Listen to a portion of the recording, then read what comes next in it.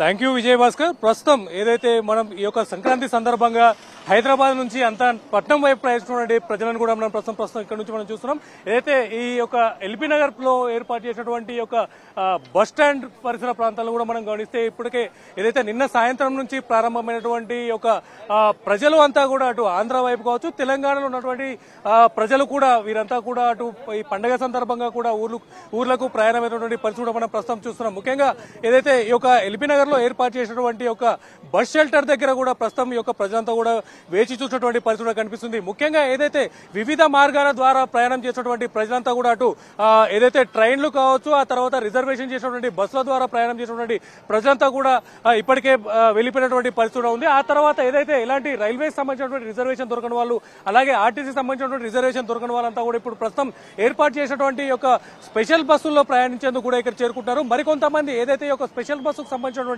ఈ యొక్క బస్సులో కూడా ప్రయాణం చేయలేని వారంతా కూడా అటు ప్రైవేట్ ట్రావెల్స్ కూడా ఆశ్రయించేటువంటి పరిస్థితి కూడా ఉందని కూడా చెప్పొచ్చు. ముఖ్యంగా ఏదైతే హైదరాబాద్ నుంచి కూడా అటు విజయవాడ వైపు వెళ్లేటువంటి ప్రయాణికులంతా కూడా ఇప్పటికే నిన్న సాయంత్రం నుంచి కూడా బయలుదేరినటువంటి ప్రయాణికులంతా కూడా మూకుమ్మడిగా వెళ్తున్నట్టు కూడా చెప్పొచ్చు. ఇప్పటికే ఏదైతే వారి సొంత వాహనాల్లో కూడా వెళ్తున్నటువంటి ప్రయాణికుల ద్వారా కూడా ఇటు హైదరాబాద్ విజయవాడ రహదారి కూడా పూర్తిగా కూడా ట్రాఫిక్ మయమైందని కూడా చెప్పొచ్చు. అటు నిన్న సాయంత్రం నుంచి ప్రారంభం అంటే ఏదైతే తెలంగాణ ప్రభుత్వం ఈ రోజు నుంచి సెలవులు సంక్రాంతికి సంబంధించిన సెలవులను ప్రకటించిన నేపథ్యంలో కూడా నిన్న సాయంత్రం నుంచి ఈ యొక్క ప్రజలంతా కూడా ఊర్ల వైపు ప్రయాణం చేస్తున్నారు. అటు ఏదైతే ఈ యొక్క బస్సుల ద్వారా కూడా కావచ్చు, ముఖ్యంగా ఏదైతే తెలంగాణకు సంబంధించిన ఆర్టీసీ బస్సు కూడా సుమారుగా కూడా 6,400 పైచీలకు స్పెషల్ బస్సులను కూడా ఈ యొక్క అటు ఏపీ వైపు నడిపించేందుకు కూడా ప్రత్యేక బస్సులను కూడా ఏర్పాటు చేసింది. దాంతో పాటుగా కూడా అటు ఏపీ ప్రభుత్వం కూడా ఈ యొక్క హైదరాబాద్ నుంచి అటు ఏపీ వైపుకు వెళ్లేటటువంటి ఒక ప్రయాణికుల కోసం కూడా సుమారుగా 7,000 పైచీలకు బస్సులు కూడా ఏర్పాటు చేశారు.